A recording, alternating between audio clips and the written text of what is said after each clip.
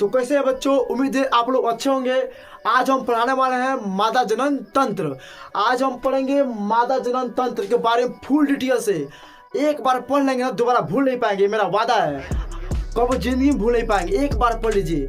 एक बार पढ़ लेंगे ना मादा जनन तंत्र तो 10 से 12 तक काम देगा। हम तो करें पूरा जिंदगी भर काम देगा। एक बार बोलो भूल नहीं पाओगे, मेरा वादा है। मेरा वादा आप भूल नहीं पाएंगे। वीडियो देखिए पूरा। चलिए स्टार्ट करते हैं। 7 ml शुक्राणु रहेगा तभी संतान पैदा होगा। हेडिंग क्या है? एस्ट्रोजन। एस्ट्रोजन क्या है तो साफ साफ बोल देंगे ना, लड़कियों का आवाज पतला होता है। लड़कियों का आवाज पतला होता है, स्तन बड़ा होता है, कमर चौड़ा होता है। यही तो करता है एस्ट्रोजन। तो इस अंडाशय में अंडाणु बनता है। क्या बनता है? अंडाणु बनता है। हेडिंग है मादा जनन तंत्र। आज चित्र किसका है? मादा जनन तंत्र का है। आज पढ़ेंगे फुल डिटेल में। चित्र किसका है? ये जो चित्र है मादा जनन तंत्र का है। देखते हैं। तो पहला हेडिंग क्या है? अंडाशय। पहला हेडिंग क्या है? अंडाशय। ये दोनों क्या है? अंडाशय। ये दोनों क्या है? अंडाशय। तो अपना पहला हेडिंग है अंडाशय। तो बोलेंगे ना, महिला के शरीर में, महिला के शरीर में 2 अंडाशय होता है। महिला के शरीर में 2 अंडाशय है। देखिए ना यहाँ पर कितना अंडाशय है? 2 अंडाशय है। वही तो बोला है, महिला के शरीर में 2 अंडाशय होता है। और इस अंडाशय में क्या बनता है? इस अंडाशय में क्या बनता है? तो इस अंडाशय में अंडाणु बनता है। क्या बनता है? अंडाणु बनता है। इस अंडाशय में क्या बनता है? अंडाणु बनता है। आगे देखते हैं। इसी अंडाशय में ना, इसी अंडाशय में कुछ हार्मोन्स होता है। क्या होता है? हार्मोन्स होता है। ये आप देख रहे होंगे हेडिंग क्या है? एस्ट्रोजन। अरे भाई, इस अंडाशय में क्या बनता है? हार्मोन्स। हार्मोन्स क्या? हार्मोन्स का नाम क्या है? एस्ट्रोजन। अब बात ये है एस्ट्रोजन क्या है। हेडिंग क्या है? एस्ट्रोजन। एस्ट्रोजन क्या है तो साफ साफ बोल देंगे ना, लड़कियों का आवाज पतला होता है। लड़कियों का आवाज पतला होता है, स्तन बड़ा होता है, कमर चौड़ा होता है। यही तो करता है एस्ट्रोजन। एक बार और देख लो तो, एस्ट्रोजन क्या करता है? तो एस्ट्रोजन महिलाओं का आवाज पतला करता है, स्तन बड़ा करता है, कमर चौड़ा करता है। यही तो करता है। आगे देखते हैं। अब इसी अंडाशय में कुछ और भी तो पाया जाता है। क्या पाया जाता है? प्रोजेस्टेरॉन। और बात यह है, प्रोजेस्टेरॉन क्या है? प्रोजेस्टेरॉन क्या है तो बताएं। प्रोजेस्टेरॉन जो बच्चा होता है ना, उस बच्चा को गर्भाशय में जोड़ता है। कौन जोड़ता है? कौन जोड़ता है? प्रोजेस्टेरॉन। एक बार और देख लो, प्रोजेस्टेरॉन क्या है?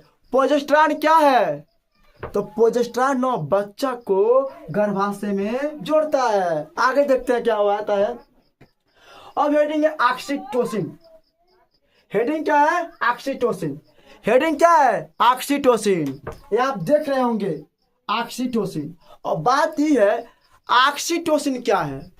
सिंपल सी बात है, महिलाओं में जो महामारी आता है ना, उसी को नियंत्रण करता है ऑक्सीटोसिन। एक बार देख लो, महिलाओं में जो महामारी आता है ना, उसी को नियंत्रण करता है। कौन करता है? ऑक्सीटोसिन। महामारी क्या है? पीरियड्स। समझे? अरे बाबू, जो महिलाओं में, स्त्रियों में क्या आता है, जो महामारी आता है, जो पीरियड आता है, उसको कौन नियंत्रण करता है? ऑक्सीटोसिन। उम्मीद आया होगा। आगे चलते हैं। अब कहा है रिलैक्सिन। रिलैक्सिन क्या है? रिलैक्सिन हार्मोन क्या है? टेंशन मत लो, 1 सेकेंड में आएगा। रिलैक्सिन। रिलैक्सिन। रिलैक्सिन क्या है? रिलैक्सिन क्या है? सिंपल सी बात है, यहाँ पे लिखे भी है। जब संतान उत्पन्न होता है तो उसमें जो दर्द होता है ना, उसी को मतलब कम करता है। कौन? रिलैक्सिन। समझे हैं? नहीं समझे का एक बार और देख लो। जब किसी मतलब स्त्री का बच्चा होता है तो जो दर्द होता है ना, उसी दर्द को कम करता है। कौन करता है? रिलैक्सिन। एक बार और देख लो, देख लो, देख लो। रिलैक्सिन। रिलैक्सिन क्या है तो महिलाओं में, मानी महिलाओं को जब बच्चा होता है तो जो दर्द होता है ना, दर्द, उसी दर्द को कम करता है। कौन? रिलैक्सिन। समझोगे? उम्मीद है समझोगे। आगे देखते हैं। अब एक बात ये, प्रसव। प्रसव किसे कहते हैं? प्रसव किसे कहते हैं? जब पेट से बच्चा बाहर निकलता है उसे प्रसव कहते हैं। नहीं समझ का? अरे बाबू, जब महिला के शरीर से बच्चा बाहर आता है उसे कहते हैं प्रसव, डिलीवरी भी उसे कहते हैं, समझोगे। अब आते हैं आगे, अब कहते हैं आगे, अब हम पढ़ेंगे कि जुड़वा बच्चा कैसे होता है, यानी जुड़वा बच्चा कैसा होता है, छक्का कैसे पैदा होता है, लड़का कैसा होता है, लड़की कैसी होती है, सब पढ़ेंगे। देखिए बस वीडियो बन रही है आगे तक, आगे चलते हैं। अब हम यहाँ ही देखेंगे कि संतान कैसे होता है, संतान कैसे होता है वही देखेंगे। तो आपको पता है शुक्राणु पढ़े होंगे, पिछला अध्याय हम पढ़ाए हैं, फिर देख लीजिए। जैसे मान लीजिए शुक्राणु है, क्या है शुक्राणु, मान लीजिए ये शुक्राणु है, ये क्या है शुक्राणु है। तो कल्पना कीजिए यहाँ मतलब शुक्राणु, ये मान लीजिए शुक्राणु है ना, तो शुक्राणु प्रवेश करा इसके अंदर से, मान लीजिए शुक्राणु इसके अंदर प्रवेश कर रहा है ना, प्रवेश कर दिया, मतलब साफ साफ बोल देंगे ना 7 ml, अगर 7 ml शुक्राणु रहेगा ना, 7 ml शुक्राणु रहेगा तभी संतान पैदा होगा। तो यहाँ आप देख लीजिए, मान लीजिए शुक्राणु है, इस शुक्राणु है स्त्री के अंदर प्रवेश किया है, जो शुक्राणु है स्त्री के मतलब अंदर प्रवेश कर रहा है। तो मान जी प्रवेश कर रहे हैं, कर रहा है ना प्रवेश, तो कुछ शुक्राणु इधर चल जाएगा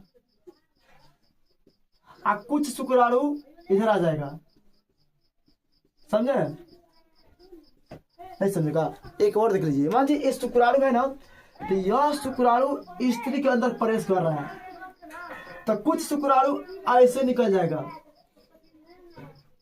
और कुछ शुक्राणु ऐसे निकल जाएगा और कुछ शुक्राणु होगा बीच में आ जाएगा, जानते हो? मतलब शुक्राणु स्त्री के अंदर प्रवेश किया ना, इसी टाइम हम आपको बताए थे अंडाशय में क्या होता है, अंडाणु होता है, अंडाशय में क्या होता है, अंडाणु होता है। उसी समय ना इस अंडाशय में सब क्या होता है, अंडाणु बाहर निकलता है। अब दिमाग लगाइए, यहां से शुक्राणु जा रहा है और इस अंडाशय से क्या निकल रहा है, अंडाणु निकल रहा है। अब बताइए, आप समझे बात को, यहां से शुक्राणु जा रहा है और इस अंडाशय से अंडाणु आ रहा है। तो मान लीजिए यहां से एक शुक्राणु यहाँ आया, कल्पना कीजिए, मैं आप देखिए ना, एक शुक्राणु यहाँ आया और यहां से एक गो अंडाणु यहाँ पा गया, मतलब देखिए ना, एक शुक्राणु और एक अंडाणु, एक शुक्राणु एक अंडाणु कब एक मिल गया, क्या हो गया, निषेचन हो गया। यानी कहले के मतलब यहां से शुक्राणु गया और इस अंडाशय से अंडाणु आया, तो यहां से एक शुक्राणु और यहां से एक अंडाणु आ गया, मतलब एक शुक्राणु एक अंडाणु जब आपस में सटता है उससे कहते हैं निषेचन। आज जब निषेचन होगा तो संतान पेट में पड़ने की क्रिया चालू हो जाएगा, समझोगे ना? अब देखेंगे कि जुड़वा बच्चा कैसे होता है, तो चलिए देख करते हैं। यहाँ आप देखते हैं जुड़वा, तो मान लीजिए ना, कल्पना कीजिए, मतलब बता रहे कैसे जुड़वा। अब पहली बात सुनिए, जुड़वा होता है दो प्रकार का, जुड़वा होता है दो प्रकार का, एक होता है समजात, एक होता है विषम जात। यानी कहने का मतलब जुड़वा होता है दो प्रकार के, समजात विषम जात, ठीक ना? तो कल्पना कीजिए ना, मतलब यहाँ देखिए, सोचिए, मतलब देखिए वो समझ जाओ, दो गो अंडाणु, देखिए मतलब यहां से ना, यहां से दो गो अंडाणु सटले आ रहा है, सोचिएगा, इस अंडाशय से दो गो अंडाणु सटले आ रहा है और यहां से एक शुक्राणु जा रहा है। तो यहाँ बना रहे हैं, मान लीजिए दो गो अंडाणु है और यहाँ पर क्या पहुंच गया, एगो शुक्राणु पहुंच गया, यानी दो गो अंडाणु है और यहाँ पर क्या पहुंच गया, एगो शुक्राणु पहुंच गया। उस समय जो बच्चा होगा ना डबल होगा, कैसा होगा, एक तरह होगा, दोनों दोनों एक तरह होगा। ये कहले का मतलब सुनिए ना, हमारे कहले का मतलब ये है, दो गो अंडारू, जब दो अंडारू सटले, देखिए यहां से समझ, इस अंडाशय से दो गो अंडारू आएगा सटले, यहाँ से ये शुक्राणु जाएगा, आके हम सटेगा ना, तो कल्पना देखिए यहाँ पे दो गो अंडारू है, यहाँ पे एक शुक्राणु पहुंच गया, मतलब दो गो अंडारू पर एक शुक्राणु पहुंचेगा ना, तो दो गो संतान होगा, और दोनों संतान एक जैसा लौकेगा, दो गो संतान होगा, दोनों संतान एक जैसा दिखाई देंगे, वही क्या है, समजात है, समझे।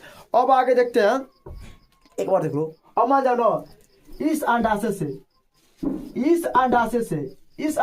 दो गो अंडारू आया, यहाँ से दो गो शुक्राणु गया, याद देख लीजिए, मान लीजिए दो गो अंडारू आया, याद देखिए ना, यहाँ इस अंडाशय से दो गो अंडारू आया, इस अंडाशय से दो गो अंडारू आया, यहाँ से दो गो शुक्राणु गया, तो मान लीजिए दो गो अंडारू पर क्या हुआ, दो शुक्राणु गया, दो गो अंडारू पर दो गो शुक्राणु जाएगा, मतलब दो अंडारू पर दो गो शुक्राणु जाएगा। याद रहे, जब अंडारू में शुक्राणु सटेगा, जब अंडारू देखिए ना, अंडारू में शुक्राणु है, जब अंडारू शुक्राणु एक में सटेगा तो निषेचन होता है, तो वही तो बोला है, जब दो गो अंडारू पर दो गो शुक्राणु जाएगा, और जब निषेचन होगा तो दो संतान होंगे, और दोनों संतान कैसे होंगे, अलग अलग होंगे, मतलब दो गो अंडारू पर दो गो शुक्राणु जाएगा, एक में सटेगा तो क्या होगा, निषेचन होगा, जब उस समय बच्चा होगा ना, तो दो गो बच्चा होगा, और दोनों क्या होंगे, अलग अलग दिखाई देंगे, दोनों बच्चा अलग अलग दिखाई देंगे, वही क्या है, विषम जात है, समझे होंगे, उम्मीद है।